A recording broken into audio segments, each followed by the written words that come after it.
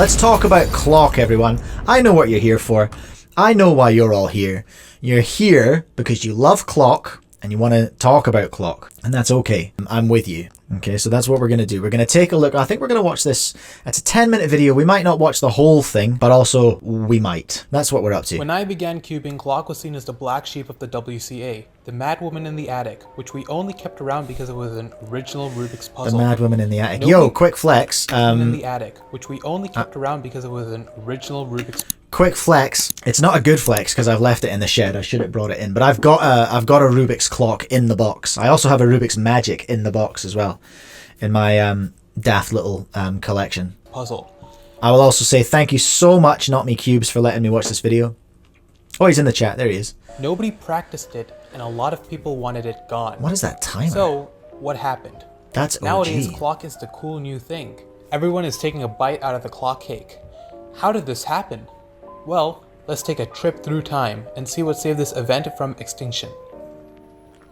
Sit back, everyone, and listen to Not Me Cubes tell you a story. Look at the size of that thing. The size of that 7x7. Clock. The consensus was, although clock should have never been in the WCA, it would be unfair to those who devoted their lives to the event to remove it.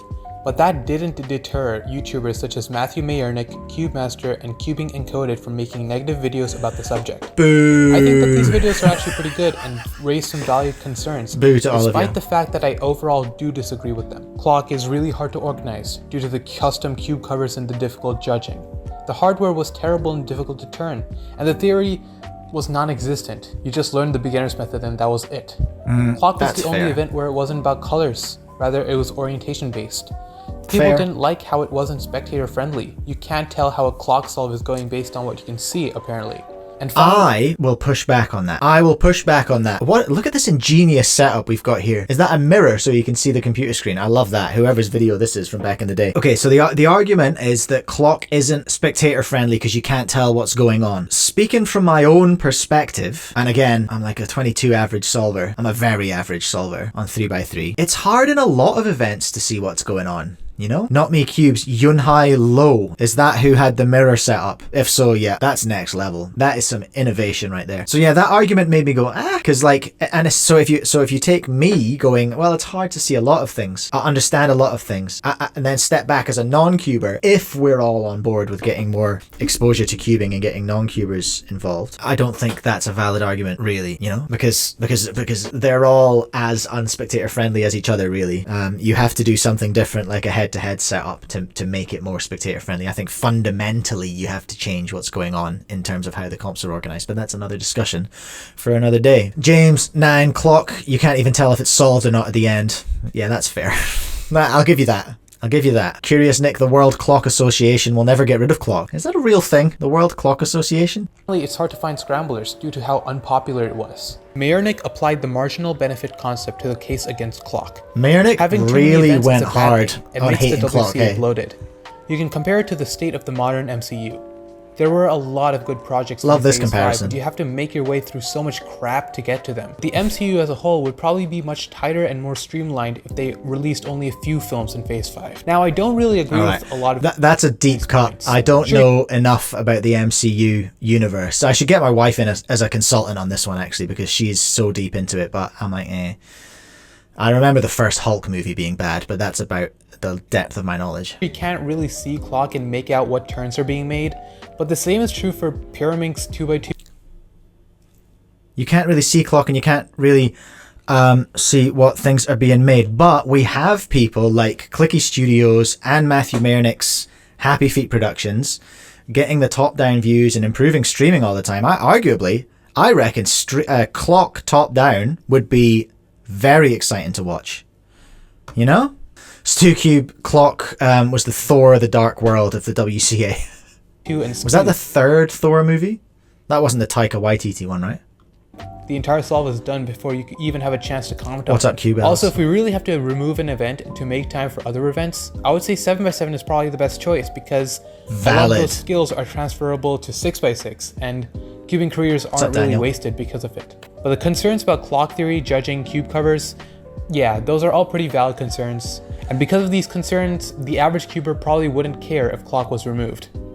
That's But sad. all that would change very, very I love soon. Clock. I need to declare a bias here actually as well. So I'm not very competitive in anything really in cubing, but because I'm technically a senior cuber, I'm in a different ranking system now. Since my birthday last year, I'm in a different ranking system. And it turns out I have like OCR potential in Clock. There's basically just me and this one other dad, Wee Young EU, Elias and Levi's dad. It's basically just me and him battling it out in the dad grade in the senior cubers part. So I like Clock for that.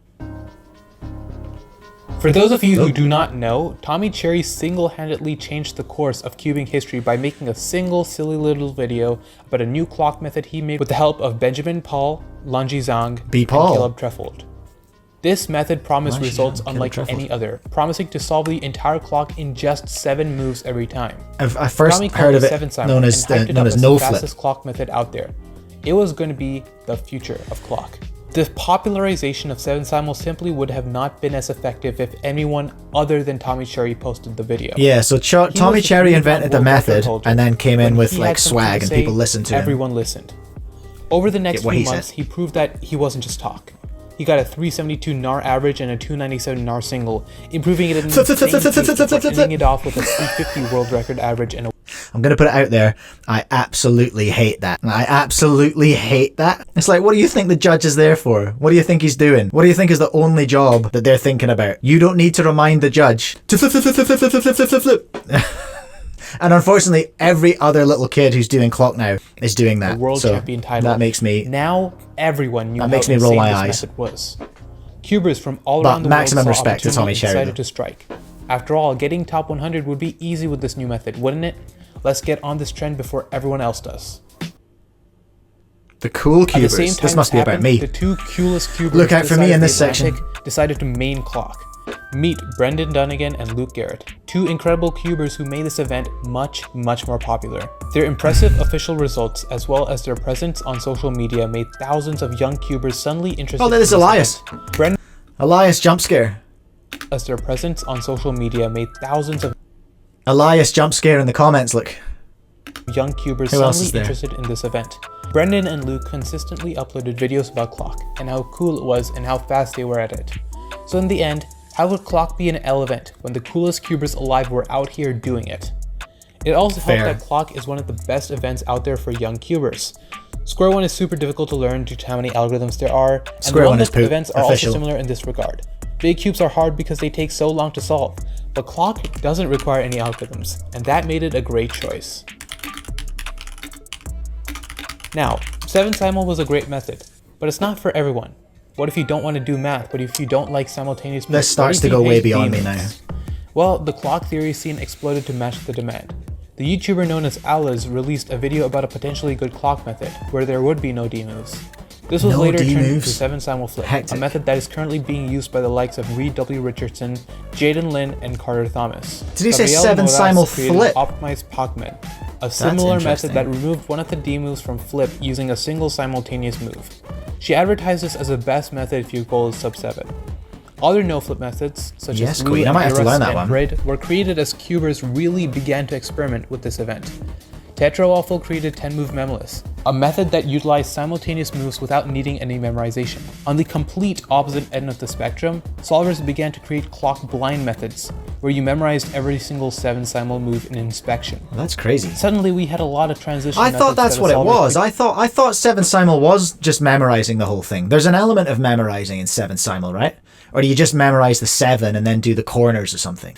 I don't know, but anyway, I wanted to ask James a question, because didn't we have a variation of no flip or 7-simul that we used here in New Zealand by accident? Was that B Paul? Was that the B Paul variation of no flip?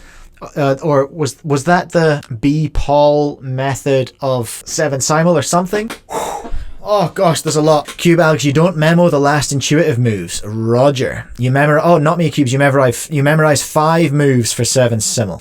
7-symbol flip is extremely easy to learn. You should. I've been told to learn it a few times by most of a lot of the clock, well, every single clocker on the team, you know? Anyway, let's carry on. I think we are going to do this, everyone. Could use to move from flip to 7-symbol. So we had a lot of options for how to go what essentially Not Me Cubes is telling us is that theory to sift through, and it seemed like the possibilities were limitless. It's become huge. Out of this one video by Tommy, it became massive and just changed the game. Matthew Mayernick is a really good live stream commentator. However, he doesn't do clock, and he's gotten records because he's a hater. That clock is actually the hardest event to commentate on. I mean, you can't even see the dials. I can understand that. Many people believed him, and this opinion went unchallenged. Enter Clock Cup.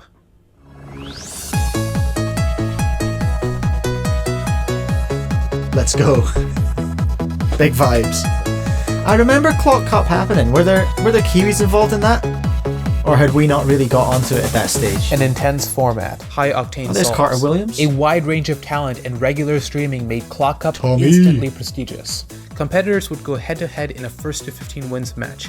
We saw incredibly underrated cubers reach the spotlight for the very first time. I love that this format became the fastest solving ever recorded, popular and usable again. after when a new season rolled after around, Monkey League. Everyone was excited. Laser Monkey straight up changed the game. The commentators were people who were clockers themselves, instead of, and no offense, Matthew Mayernick. As a result, they were able to make interesting remarks about each solve, such as how well they were turning, which simul move they were on, and whether it was a DNF. It was so clear Clock could be just as spectator-friendly as any other event if you Did you watch Clock Cup? Tell me in the chat. With modern camera technology, this commentary would be easy. I'll be honest, I didn't. Oh, here we go now. Commentators still had one thing going for them. Clock was hard to organize because you needed custom covers. If you did not have them, you would risk miscrambling. Despite the troubles that organizers go through to prevent pin flips before the solves, records were still disqualified for that reason. More than anything, it felt like it stood in the way of Clock as an event.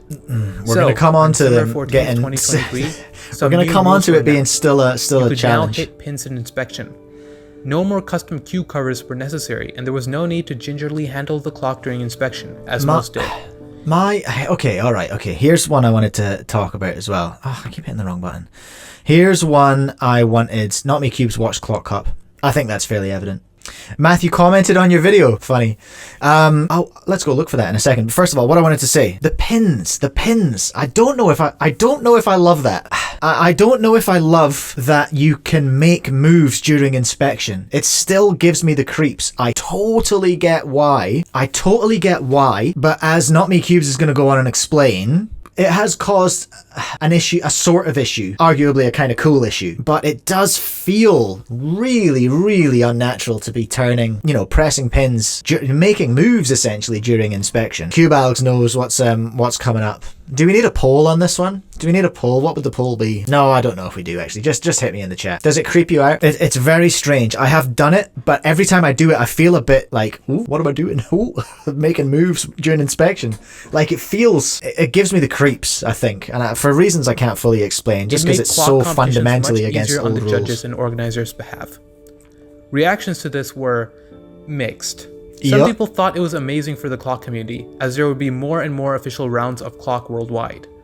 Others thought it was sacrilegious.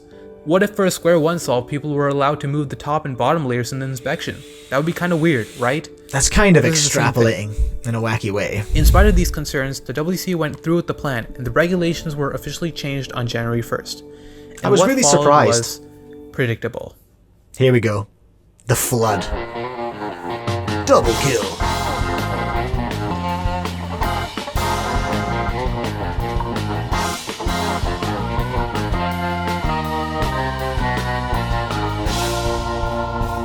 So it begins. Here we go. So this is the twos. Here we go. We're getting yo Eddie. Oh, Eddie, the WR average. So what happened here again was Eddie Eddie got the world record average, and then I messaged him and said, yo, obviously join the team, Eddie, you're in. And then like 6 hours later, I can't remember who it was, someone else got the WR average. I love that Eddie got it at one of the tables with my logo on it as well, so that's good. That's good. He was playing the game long before he was on the team. I don't know what this brown tape is about though. Daniel, is that you? Was that your fault? Well, this is not a vibe. Welcome to New Zealand, everyone. So Eddie got the world record, and then it was beat, unfortunately. Oh, it was Nicholas, was it, James? Is he still? He's still got it, hasn't he? Can't remember.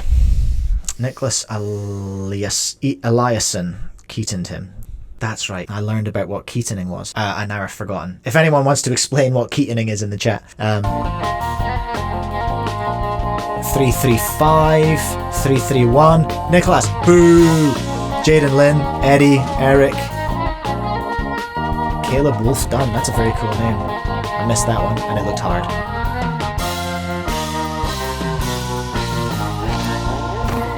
.52. Eric. 2.52 WR average. And this is potentially the issue. In terms of the times people are getting, Clock is the most rapidly evolving event. And yet, there's still so much to improve on. The hardware is still kind of bad, the fastest clockers are still improving, and more advanced techniques are out there, such as Pseudo 7 Simul. The clock revolution is not over. It's only getting started, and you can be part of it. Because most of the this feels like is this a paid ad by Clock? Are moot now. Not me, Cubes. Clock is spectator friendly. You've been infiltrated by Big Clock. It's not hard to organize, and it is popular. That's what I'm feeling. We have nowhere to go but up. So, what are you waiting for? Go practice Clock. That's so funny. Join the 303 Solvers Discord. Wait, who said that? So for months at this point, I've been working. Oh, that's right. Yeah, I said to Not Me Cubes I would give the Discord a shout out. And if you want live updates about that video, as well as other projects of mine, you should absolutely join the 303 Solvers Discord. Okay, so listen everyone, go and watch Not Me Cubes' video, first of all. Alex, no, we're just about to start on Kalindu. Go and watch Not Me Cubes' video and drop a like on it, and then go and join the 3x3 Solvers Discord. Okay, there's Matthew. No offense taken. Oh, that's cute. That's nice. I'll give that a tick. All right, that was cool. Hey, let's conclude.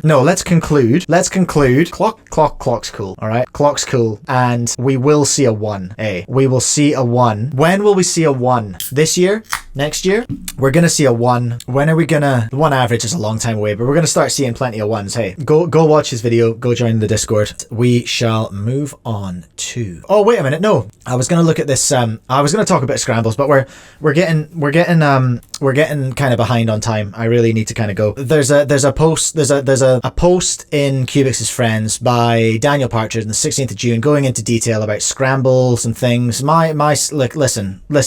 Listen, all right, everyone? Scramble better. Check scrambles better. Just be better, scramblers, all right? That's all. That's all I'll say about that, because we need to move on.